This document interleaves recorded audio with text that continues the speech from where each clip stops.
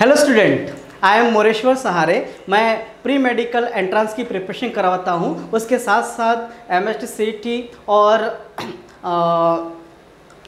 State board, उसके साथ साथ एनसीईआरटी बोर्ड की भी प्रिपरेशन करवाता हूँ। तो आज मैं बायोलॉजी का एक टॉपिक पढ़ाऊँगा आपको, और उस टॉपिक का नाम है chromosomal basis of inheritance. Chromosomal basis of inheritance. Actually इससे पहले जो वीडियो बना था, ये वीडियो इसी टॉपिक के था। इसी टॉपिक के ऊपर मैंने एक वीडियो बनाया था जिसमें डिसऑर्डर, सेक्स लिंक डिसऑर्डर किस प्रकार disease generation to generation transmits होते हैं, ये हम देखे थे। हीमोफीलिया और कलर ब्लाइंडनेस के जो डिसऑर्डर्स है वो एक्स लिंक डिसीज है, तो ये डिसीज किस प्रकार ट्रांसमिट्स होते हैं ये हमने देखे थे इसके पहले वीडियो में। अभी उसी चैप्टर में से एक क्रोमोसोमल बेसिस ऑफ इनहेरिटेंस का क्रोमोसोमल डिसीज हम देखेंगे, एक्चुअली यानी सेक्स क्रोमोसोमल डिसीज। अभी सेक्स क्रोमोसोमल डिसीज और ऑटोसोमल डिसीज, ऐसे दो प्रकार के डिसीज के बारे में हम यहाँ पर डिस्कस करने वाले बेटा, ठीक है। तो आपको पता है कि क्रोमोसोम मतलब क्या होता है। क्रोमोसोम के बारे में अभी मैं बहुत ज़्यादा नहीं बताऊंगा, क्योंकि ऑलरेडी हम मेंडल्स लॉ में पढ़े थे। मेंडल्स लॉ ऑफ इनहेरिटेंस में मैंने बता दिया था। जेनेटिक्स वाला टॉपिक्स मैंने पढ़ाया था, जिसमें जीन पढ़े थे, हमने डीएनए पढ़े थे, ठीक है। मॉलिक्यूलर बेसिस ऑफ इनहेरिटेंस में हम जो पढ़े थे उसमें सब क्रोमोसोम के बारे में पूरा डिस्कस कर चुके हैं, ठीक है। चलो, तो आज हम क्रोमोसोम के बारे में ज़्यादा डिस्कस नहीं करेंगे। बस इतना याद रखना कि क्रोमोसोम के ऊपर ये डीएनए मॉलिक्यूल्स होते हैं, ठीक है ना। डीएनए मॉलिक्यूल्स होते हैं, और डीएनए मॉलिक्यूल्स, डीएनए का एक सेगमेंट अगर हम लेंगे तो होता है जीन, और ये जीन होता है responsible for the transmit the characters from generation to generation. फिर वो कैरेक्टर चाहे वो नॉर्मल है या फिर एबनॉर्मल है, अगर एबनॉर्मल है, अगर उसका डोमिनेंट कैरेक्टर अगर है तो भी ट्रांसमिट्स होगा। अगर डोमिनेंट नहीं है, अगर दोनों भी रिसेसिव अगर जीन है तो भी ट्रांसमिट्स होगा। यानी जीन का एक मेन काम होता है कैरेक्टर को ट्रांसमिट करना, ठीक है। तो आज हम यहाँ पर डिस्कस करने वाले हैं जो सिंड्रोम के बारे में, ठीक है। यानी इनहेरिटेंस में सिंड्रोम किस प्रकार ट्रांसमिट्स होते हैं, यानी क्रोमोसोम के बेस से ये सिंड्रोम किस प्रकार ट्रांसमिट्स होते हैं, वो हम आज डिस्कस करने वाले हैं बेटा। चलो, तो generally you know that chromosome दो प्रकार के हैं। क्रोमोसोम्स हम यहाँ पर दो प्रकार के क्रोमोसोम के बारे में डिस्कस करेंगे और उसके डिसऑर्डर डिस्कस करेंगे बेटा। चलो, क्रोमोसोम दो प्रकार के बेटा, एक होता है ऑटोसोमल क्रोमोसोम, ऑटोसोमल क्रोमोसोम, ठीक है। ऑटोसोमल क्रोमोसोम है बेटा, क्रोमोसोम, ऑटोसोमल क्रोमोसोम। और दूसरा होता है बेटा सेक्स क्रोमोसोम, ठीक है, सेक्स क्रोमोसोम।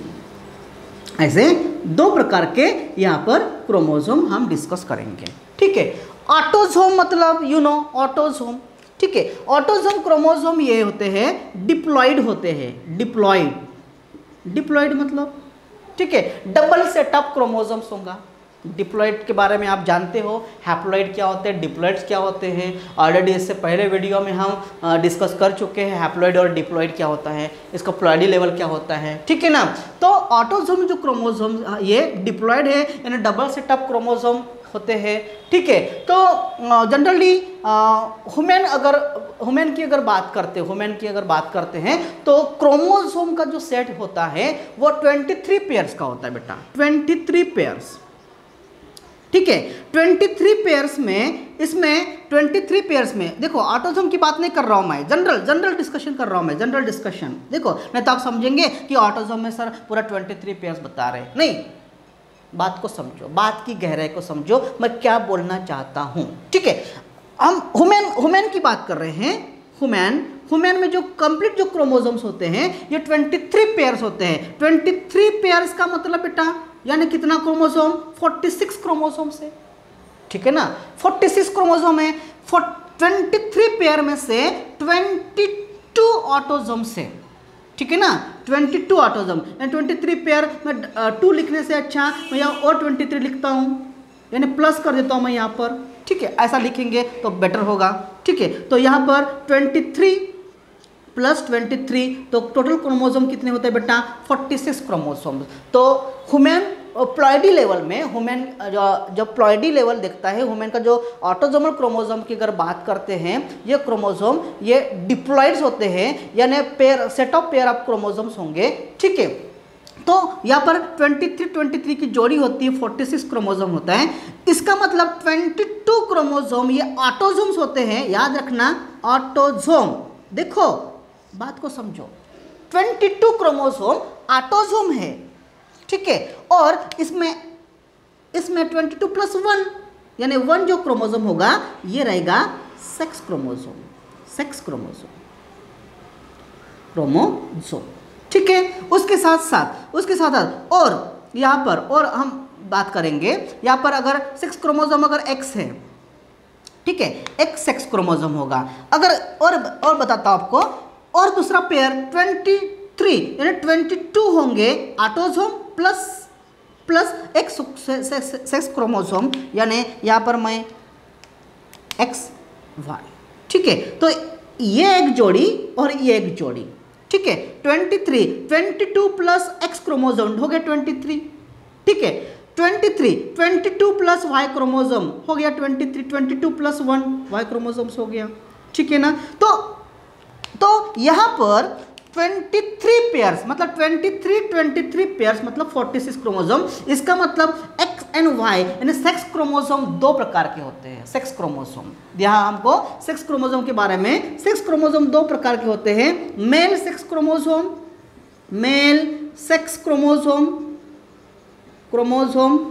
और फीमेल सेक्स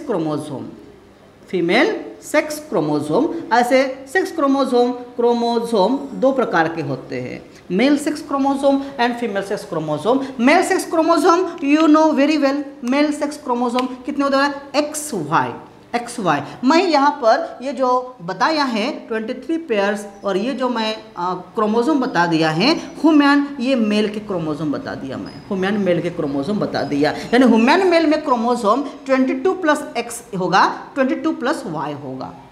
प्लॉइडी लेवल की बात कर रहे हैं, ऑटोजोम की बात कर रहे हैं, प्लॉइडी में जैसे कि सोमैटिक सेल की बात करेंगे हम, ठीक है ना। चलो इस प्रकार के, तो 22 प्लस एक्स और 22 प्लस वाई। अगर ह्यूमन फीमेल है तो 22 plus x and 22 plus x होगा, यानी दोनों सेक्स क्रोमोसोम एक्स होगा।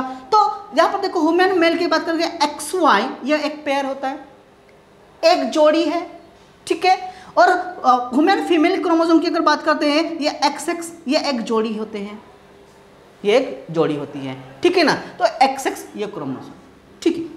तो ऐसे ऑटोसोमल क्रोमोसोम, तो हम यहाँ पर ये देखने के, तो पहले 22 वाले जो क्रोमोसोम्स होंगे, पहले 22 इसकी जो पेयर्स होंगे, पहले 22 they are said to be that autosomes, ठीक है। तो ऑटोसोम इस पहले 22 क्रोमोसोम में जो भी एडिशन ऑफ क्रोमोसोम होगा या फिर डिलीशन ऑफ क्रोमोसोम्स होगा, यानी उसको बोलेंगे अनयूप्लॉइडी। उसमें जब डिसऑर्डर्स होता है, यानी ऑटोसोमल में कुछ क्रोमोसोमल डिलीटिंग होंगी, क्रोमोसोम एडिशन होगा, तो ऐसे क्रोमोसोम में जो डिसीज फॉर्म होगा है, तो ऐसे क्रोमोसोमल डिसीज को हम ऑटोसोमल क्रोमोसोम डिसीज बोलेंगे, ऑटोसोमल क्रोमोसोमल डिसीज बोलेंगे, समझे, ठीक है। या फिर 22 के बाद जो एक पेयर आती क्रोमोसोम की, ठीक है, एक्स या एक्स वाई, इस क्रोमोसोम में कुछ एडिशन होगा या कुछ डिलीशन होगा, तो सेक्स क्रोमोसोम में कुछ एडिशन एक्स क्रोमोसोम होगा या फिर डिलीशन क्रोमोसोम्स होगा, तो सेक्स क्रोमोसोम में कुछ इफेक्ट पड़ता है, तब फिनोटिपिकली एक्सप्रेशन में इफेक्ट होगा, फिनोटिपिक एक्सप्रेशन चेंज होंगे, ठीक है। ऐसे सिम्टम्स को, ठीक है, ऐसे सिम्टम्स को हम क्या बोलेंगे बेटा, सेक्स क्रोमोसोमल डिसऑर्डर्स बोलेंगे, ठीक है। तो ऐसे 2 प्रकार के, सबसे पहले क्रोमोसोम समझना जरूरी है यहाँ पर। तो दो प्रकार के क्रोमोसोम यहाँ पर ऑटोसोमल क्रोमोसोम होते हैं, सेक्स क्रोमोसोमल डिसऑर्डर थे।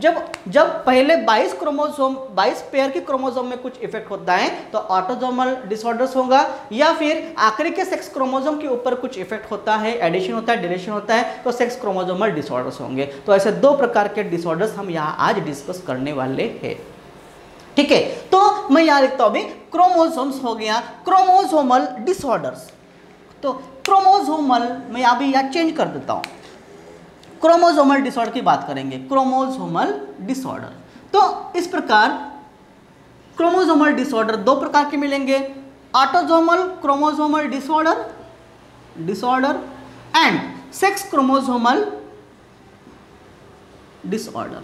ऐसे दो प्रकार के डिसऑर्डर आपको मिलेंगे। तो सेक्स क्रोमोसोम में कुछ एडिशन या डिलीशन होता है तो सेक्स क्रोमोसोमल डिसऑर्डर्स होंगे। ऑटोसोम्स, समझा ऑटोसोम्स, ऑटोसोम मतलब क्या, ये आपको समझ में आ गया होगा। ठीक है, आगे बढ़ते हैं। तो ऑटोसोमल क्रोमोसोमल डिसऑर्डर्स में कौन से डिसऑर्डर्स होते हैं, जैसे number 1 you know very well, down syndrome. Down syndrome, ठीक है ना बेटा, डाउन सिंड्रोम, इसका वर्ड आप सुने होंगे, डिसीज सुने होंगे इसके बारे में। डाउन सिंड्रोम ये ऑटोसोमल क्रोमोसोमल डिसऑर्डर है। ठीक है, इससे पहले भी और डिसऑर्डर्स होता है, ऑटोसोमल के पहले मेंडेलियन डिसऑर्डर्स, वो भी ऑटोसोमल क्रोमोसोमल डिसऑर्डर से। थैलेसीमिया नाम सुनेंगे आप, थैलेसीमिया के बारे में डिस्कस करेंगे हम। ठीक है, सबसे पहले हम ये डिस्कस करते हैं, आप कंफ्यूज ना हो। ठीक है, इसलिए मैं स्टेप बाय स्टेप ले रहा हूँ। ठीक है, तो ऑटोसोमल क्रोमोसोमल डिसऑर्डर में हम डाउन सिंड्रोम के बारे में जानेंगे, डिस्कस करेंगे। और सेक्स क्रोमोसोमल डिसऑर्डर्स में हम डिस्कस करेंगे सबसे पहला टर्नर सिंड्रोम, और दूसरा डिस्कस करेंगे बेटा हम क्लेनफेल्टर सिंड्रोम। ऐसे दो प्रकार के सिंड्रोम हम डिस्कस करने वाले हैं। ठीक है ना, Down syndrome, Turner syndrome, Klinefelter syndrome, ये 3 प्रकार के डिसीज आज हम यहाँ डिस्कस करेंगे। ओके, ये डिसीज आपके सिलेबस में है। आप अगर नीट पढ़ते हो, ठीक है, नीट में आप एनसीईआरटी रेफर करो, आप एमएससीटी के लिए स्टेट बोर्ड रेफर करो, उसमें ये डिसीज के बारे में लिखा हुआ है। ठीक है, तो ये सिलेबस आप बिल्कुल देखना, इस सिलेबस में आपको इस प्रकार के डिसऑर्डर्स किस प्रकार होते हैं, सिम्टम्स किस प्रकार होते हैं, क्रोमोसोम में क्या क्या एडिशन होता है, कौन से नंबर ऑफ क्रोमोसोम में एडिशन होगा, कौन से नंबर ऑफ क्रोमोसोम में डिलीशन हो रहा है। ठीक है ना, और इसलिए फिर फिनोटाइपिक एक्सप्रेशन में क्या चेंज होता है, एक्सप्रेशन कैसे रहेगा, फिनोटाइपिक वो दिखाई कैसे देखा, वो लड़का या बच्चा कोई पेशेंट कैसे दिखाई देता है। ठीक है, इसके बारे में क्वेश्चन पूछते हैं एग्जाम में। ठीक है, उसके सिम्टम्स के बारे में, है ना। सिंड्रोम क्या मतलब, सिंड्रोम का मतलब क्या होता है, सिंड्रोम का मतलब ग्रुप ऑफ सिम्टम्स। मतलब एक पेशेंट में अगर बहुत ज्यादा सिम्टम्स दिख रहे हैं, बहुत ज्यादा सिम्टम दिख रहे हैं, 3 से 4 से 5 से ज्यादा सिम्टम दिख रहे हैं एक पेशेंट में, तो सिंड्रोम बोलेंगे, है ना। You are well familiar about the AIDS जानते हो ना, AIDS, इसके आखिरी में भी सिंड्रोम है, एक्वायर्ड इम्यूनोडेफिशिएंसी सिंड्रोम।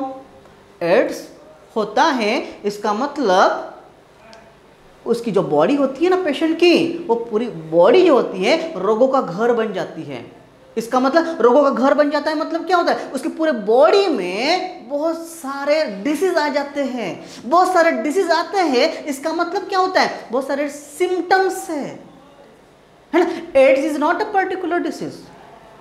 मैं एड्स का एक वीडियो बनाऊंगा, स्पेशल वीडियो बनाऊंगा, आपको दिखाता हूँ। अभी सिंड्रोम बात आ गई तो मैं एड्स बता दिया। सिम्टम्स का मतलब आपको समझाने के लिए मैं एड्स बता रहा हूँ यहाँ पर। ठीक है, एक्वायर्ड इम्यूनोडेफिशिएंसी सिंड्रोम ये एक पर्टिकुलर डिसीज नहीं है, ये ग्रुप ऑफ डिसीज है, यानी बहुत ज़्यादा डिसीज का कलेक्शन। यानी आपकी बॉडी में बहुत सारे डिसीज एक साथ आ जाते हैं, तो बहुत सारे डिसीज एक साथ है तो बहुत सारे सिम्टम्स एक साथ रहेंगे, सिंड्रोम, सिंपल। ठीक है ना। तो एक्वायर्ड इम्यूनोडेफिशिएंसी सिंड्रोम यानी आपकी इम्यूनिटी कम करने वाला, एक्वायर्ड कब? आप पैदा होने के बाद, है ना, आफ्टर बॉर्न डिसीज, एक्वायर्ड।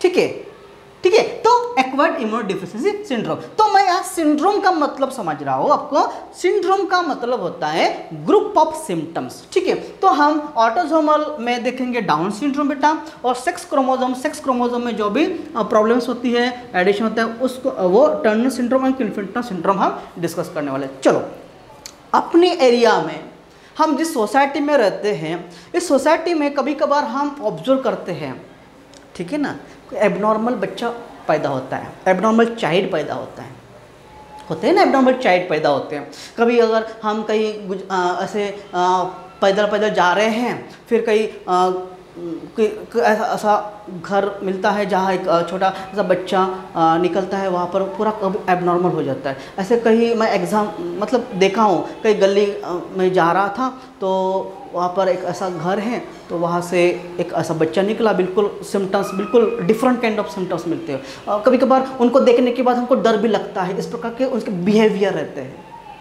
ठीक है ना, है ना, है ना। कभी कभी उनको देखने के बाद हमको डर भी लगता है, ऐसे प्रकार के बिहेवियर रखते हैं, ऐसे प्रकार के उनके फेशियल एक्सप्रेशंस होते हैं। ठीक है, क्या है ये? फेशियल एक्सप्रेशन के साथ, बिहेवियर के साथ वो चेंज हो जाना, है ना। तो अपनी सोसाइटी में ऐसे बहुत सारे हमको एग्जाम्पल दिखने के लिए मिलते हैं, वही सिंड्रोम्स हैं। तो उसी के बारे में आज जानेंगे। तो आप सिम्टम्स जानेंगे तो पता चलेंगे कौन से प्रकार का डिसऑर्डर्स है।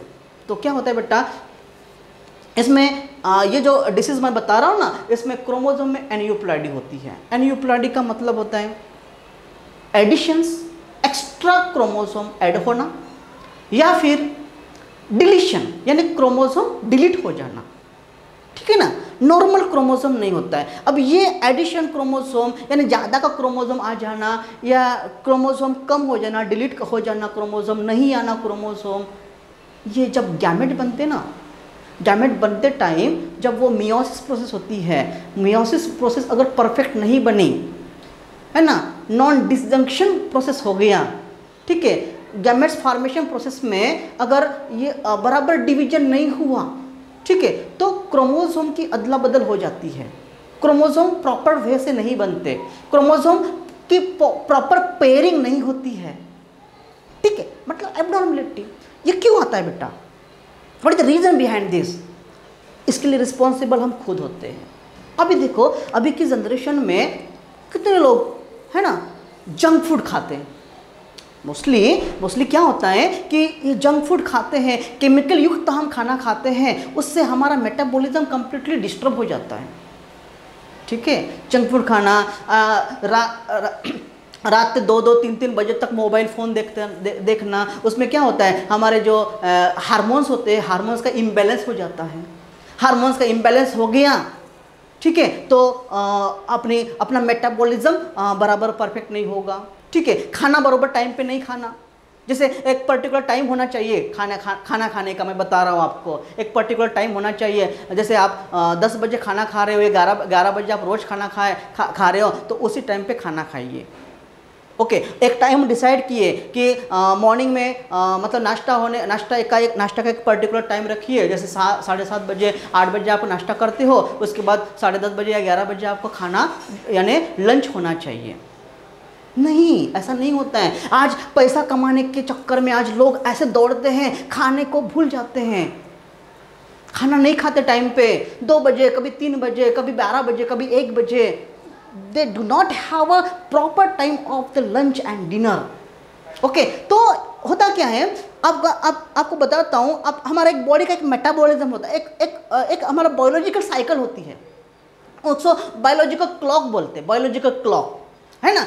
हमारे ब्रेन के नीचे एक ग्लैंड है, यू नो, एपिथैलेमस, थैलामी, ठीक है, हाइपोथैलेमस, ये जो ब्रेन है, हाइपोथैलेमस के नीचे पिट्यूटरी ग्लैंड है, पिट्यूटरी ग्लैंड के ऊपर, हाइपोथैलेमस के ऊपर एपिथैलामी होता है, एपिथैलेमस, ठीक है।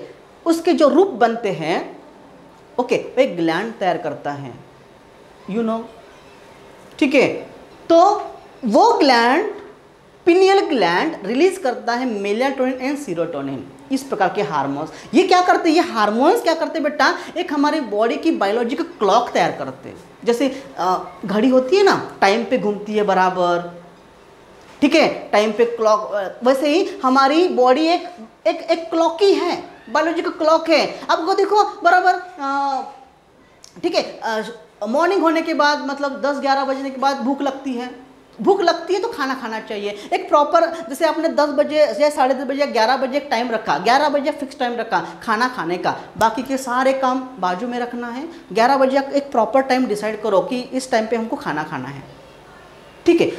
तो एक बायोलॉजी मतलब एक बॉडी को आदत बन जाती है, तो उसी टाइम पे इंसुलिन रिलीज मतलब रिलीज हो जाते हैं। इंसुलिन का काम क्या करता है, उसको प्रॉपर डाइजेस्ट करना। प्रॉपर डाइजेशन हो गया तो आपका मेटाबॉलिज्म बिल्कुल अच्छा रहेगा, ठीक है। एक प्रॉपर वे से आप एक डिसाइड करिए टाइम, 7 बजे बिल्कुल उठना है मॉर्निंग के, या फिर 5 बजे बिल्कुल उठना है मॉर्निंग के। एक प्रॉपर टाइम डिसाइड कीजिएगा, ठीक है। नहीं तो और एक प्रॉपर डिसाइड करेगा स्लीपिंग का, बिल्कुल 10 बजे सोना चाहिए। एक मैं पेपर पढ़ा, 10 बजे और 10 बजे ये टाइम बिल्कुल अच्छा है ह्यूमन बॉडी के लिए सोने का। क्यों? क्योंकि 10 बजे रात के 10 बजे एक हार्मोन रिलीज होता है, that is called melatonin. Melatonin hormones ये अब नींद के लिए सपोर्ट करता है, ठीक है ना, नींद के लिए सपोर्ट करता है ये। तो मतलब उसी टाइम पे आपको सारे अपने काम, मोबाइल दूर रख के बिल्कुल सोना चाहिए। मतलब एक प्रॉपर वे से बॉडी को आदत लगाओ तो प्रॉपर हार्मोन्स रिलीज होंगे।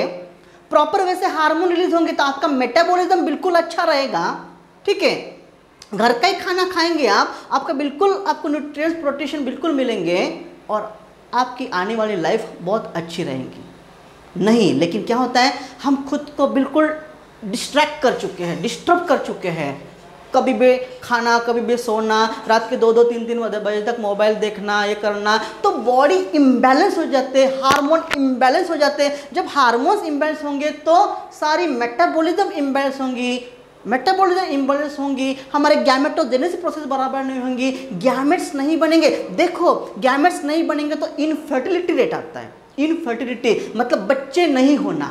आज की डेट में देखो, अगर 10 महिला अगर प्रेग्नेंट है, उसमें से 8 महिला का एबॉर्शन हो जाता है और 2 महिला को ही बच्चा आ जाता है। जहाँ तक कि 20 साल पहले उल्टा था, अगर 10 महिला प्रेग्नेंट थे तो 8 महिला बच्चों को जन्म देती थी और 2 महिला का मतलब गलती से एबॉर्शन हो जाता था। मतलब ऐसा रेशियो होता, लेकिन रेशियो उल्टा हो चुका है। क्यों? बिकॉज ऑफ दिस, क्योंकि हमारा जो रहन सहन है वो पूरा चेंज हो चुका है। हम खुद की तरफ ध्यान नहीं दे रहे, बहुत ज़्यादा एडवांस की तरफ ज़्यादा जा रहे हैं, ठीक है ना, खुद की बॉडी की तरफ। तो ऐसा अगर हमेशा रहेगा, हमारी बायोलॉजिकल क्लॉक, अगर ये बॉडी की क्लॉक अगर बराबर नहीं है, अगर नहीं है क्लॉक बराबर, द प्रॉब्लम्स में be created in this way. Okay, तो वही प्रॉब्लम आपको ऐसे देखने के लिए मिलेंगे। बच्चे पैदा होंगे तो एबनॉर्मल पैदा हो सकते हैं। आप जंक फूड खाएंगे तो आपके बॉडी को कुछ नहीं मिलेगा, न्यूट्रिएंट्स बिल्कुल नहीं मिलेंगे, ठीक है ना।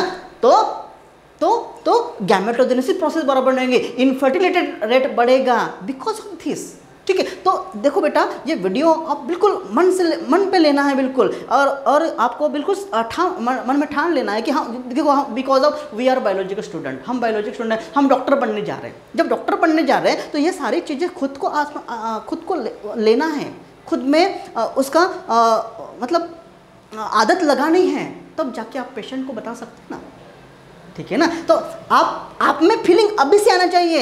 आप अगर नीट की तैयारी कर रहे हो, एमबीबीएस बनना चाहते हो, तो अभी से बोलना है कि मैं खुद डॉक्टर हूं, आई एम एमबीबीएस डॉक्टर। अगर खुद को डॉक्टर समझेंगे तो उस प्रकार की आदत आप खुद लगाएंगे। मैं तो बोलेंगे नहीं, मुझे कुछ नहीं करना है, मैं तो बस ऐसे ही पढ़ रहा हूं, तो कुछ नहीं होगा, ठीक है। तो चलो, तो इसको रोकने के लिए we have to take a proper decision and proper take a time, अपना एक प्रॉपर टाइम लेना है, बायोलॉजिकल साइकिल को मेंटेन करना है अपने, ठीक है। तो चलो आगे बढ़ते हैं, इस प्रकार के डिसीज कैसे होते हैं। तो नॉन डिसजंक्शन ये वर्ड मैंने यूज किया, non disjunction during the time of meiosis in the formation of gametes, इसमें ये एडिशन और डिलीशन ऑफ द क्रोमोसोम्स हो जाते हैं। तो सबसे पहले हम ऑटोसोमल क्रोमोसोम के डिसऑर्डर के बारे में डिस्कस करेंगे। ऑटोसोमल, ठीक है, ऑटोसोमल पर क्या बताया बेटा, क्या बताया बेटा, सबसे पहले डाउन सिंड्रोम, डाउन सिंड्रोम, ठीक है। सबसे पहले इसको जॉन डाउन नाम के साइंटिस्ट ने सबसे पहले इसको डिस्कवर किया था, देखा था, ठीक है ना, डाउन सिंड्रोम, उस नाम ही है डाउन, ओके, ठीक है। जॉन लैंगडॉन डाउन नाम के साइंटिस्ट ने सबसे पहले इसको डिस्कवर किया था डाउन सिंड्रोम में। तो डाउन सिंड्रोम को बोला गया है ट्राइसोमी। ट्राइसोमी क्यों बोला गया है? क्योंकि ये बोलता है कि अपना जो क्रोमोसोम्स नंबर है, कितने क्रोमोसोम है टोटल, 23 पेयर क्रोमोसोम है।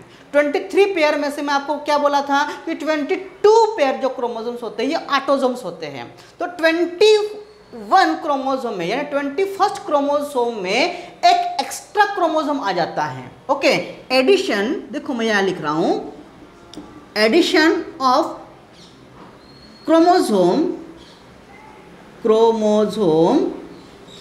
On 21st number of chromosome, ठीक है, क्रोमोसोम मतलब 21 या क्रोमोसोम पे एक क्रोमोसोम क्या हो जाता है बेटा, एडिशन हो जाता है, ठीक है। तो क्रोमोसोम तो होते हैं पेयरली, ओके। ये क्यों होगा? ड्यू टू है ना, ड्यू टू अनयूप्लाइडी मतलब, okay, addition, non disjunctions during non disjunction during meiosis, okay. Meiosis के टाइम पे, ओके, अनयूप्लाइडी होना यानी एडिशन ऑफ द क्रोमोसोम होना because of the due to the non disjunction में, ठीक है। तो पेयरिंग क्रोमोसोम की अच्छी नहीं होती है, तो 21 नंबर क्रोमोसोम पे एक एक्स्ट्रा क्रोमोसोम आ जाता है। तो कैसे होते बेटा, देखो, क्रोमोसोम ऑलवेज पेयरली, मैं आपको बोला, जैसे ये एक क्रोमोसोम का एक पेयर है, ठीक है, ये दूसरा पेयर है, इधर समझो, वेरी वेरी इंपॉर्टेंट, ये तीसरा पेयर है क्रोमोसोम का, ठीक है, ये चौथा पेयर है, ये पांचवा पेयर है, ऐसे करते करते बेटा ये 20वां पेयर है, यहाँ पर मैं लिखता हूँ, ये 20वां पेयर है क्रोमोसोम का, 20, ठीक है। 20 के बाद बेटा ये क्रोमोसोम आएगा, ये 21 क्रोमोसोम है, ठीक है, 21, फिर ये 22वां क्रोमोसोम है। उसके बाद अगर मेल है तो XY रहेगा, अगर फीमेल है तो XX रहेगी, ठीक है। तो ये क्रोमोसोम नंबर, ठीक है, एक से लेके देखो, all the chromosomes are pair, सारे क्रोमोसोम कैसे बेटा, पेयरली है। कितनी पेयर होती है? 22 नंबर ऑफ पेयर्स होगा, 22 नंबर पेयर तक, मतलब ये कौन से क्रोमोसोम बेटा, ऑटोसोमल है, ऑटोसोमल क्रोमोसोम से, ठीक है ना। मैं आपको पहले बोला कि क्रोमोसोम दो प्रकार के होते हैं, ऑटोसोम होते हैं और सेक्स क्रोमोसोम, और ये एक पेयर होता है, ये सेक्स क्रोमोसोम है, ये सेक्स डिटरमाइन करता है, क्रोमोसोम ये सेक्स डिटरमाइन करता है, ठीक है। तो एक सेक्स क्रोमोसोम यानी ये XY है तो ये मेल डिटरमाइन करेगा, ठीक है, जेंडर को डिटरमाइन करता है, ठीक है। चलो अभी होता क्या है कि हम देख रहे हैं कि डाउन सिंड्रोम की बात चल रही है, तो सारे क्रोमोसोम पेयरली हैं, लेकिन 21वें नंबर ऑफ क्रोमोसोम में, ये 21 का number, 21st number of chromosome में यहाँ पर एक एक्स्ट्रा नंबर ऑफ क्रोमोसोम आ गया, एक क्रोमोसोम एक्स्ट्रा आ गया। तो कितना, 1 2 3, यानी क्या बोला बेटा, ट्राइसोमी।